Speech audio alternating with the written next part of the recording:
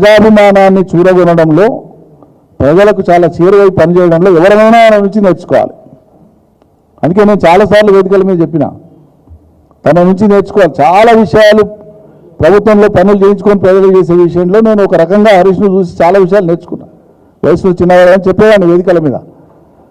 వయసులో నాకంటే చిన్నవాడు, వయసులో నాకు తమ్ముడే, కానీ దక్షతలే అన్నలాంటి వాడు అని చెప్పిన. అతను బీఆర్ఎస్ పార్టీకి ఒక సంపద. Harish trouble shooter. ఏ ఉప ఎన్నిక వచ్చిందన్నా కూడా ఎక్కడ ఏ స్పెషల్ టాస్క్ ఇచ్చినా ఇది కాదు లేకపోతే ఎవరి వల్ల కూడా కాదు అంటే హరీష్ కప్ప చెప్తే చేసుకొని వచ్చినటువంటి కార్యాధ్యక్షుడు అతను. మనకు ఉండేటువంటి తుర్పు ముక్కల్ లాంటి నాయకులని బలహీనపరుచుకుంటే ఆ నష్టం ఎవరికి? తెలంగాణ సమాజానికి కాదా? తెలంగాణ ప్రేమించే వాళ్ళు, తెలంగాణ ప్రజల పట్ల కన్సర్న్ ఉన్న వాళ్ళు చేసే పనేనా ఇది?